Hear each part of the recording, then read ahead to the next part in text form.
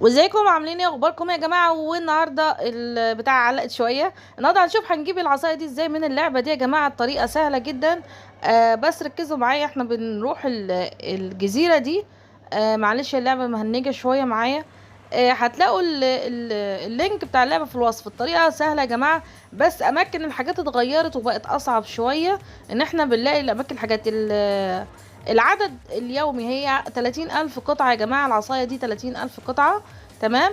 المفروض ان احنا بنلم 5 حاجات، بنلم 3 حاجات من كل دورة. يعني كل مرة بيدخلك تلم 3 حاجات.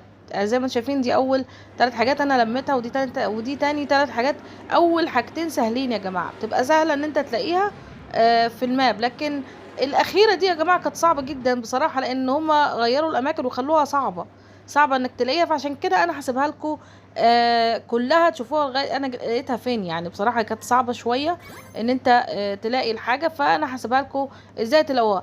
لو انت رحت دلوقتي اللعبه ولقيت الحاجات خلصت، ما تخافش، لان بكره هتنزل 10,000 تاني.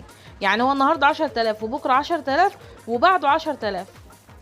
كل يوم هينزلوا لنا 10,000 قطعة ان شاء الله. يعني لو ما لحقتش النهارده ان شاء الله تلحق بكره، لو ما لحقتش بكره تلحق بعده. بس اهم حاجه ان انت تدخل في الميعاد المظبوط اللي هو بيتعمل ليه تجديد للوقت.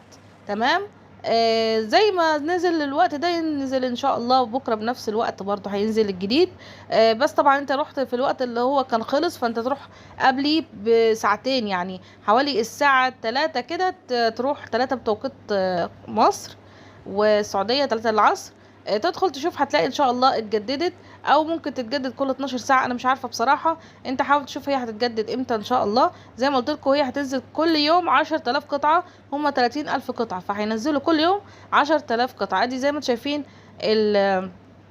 ادي اول واحدة في الديدان دي. صعبة بصراحة، لان يعني بصوا عاملين جزيرة فوق، وبعدين في اماكن تانية بقوا. يعني الجزيرة بقت واسعة، كانت الاول الجزيرة ضيقة وانت تقدر تدور فيها، لكن دلوقتي خلوا الدنيا بقت واسعة كده، وجزيرة فوق وجزيرة تحت. واللعبة كانت لاج بصراحة رهيب. فالواحد ما كانش عارف يعني يلاقي الحاجة بسهولة يعني. تمام.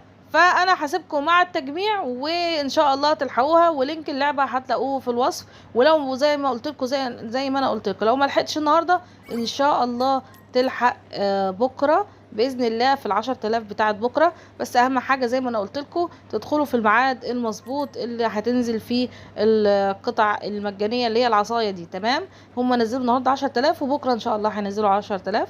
واسيبكم بقى بعد التجميع، ويلا سلام.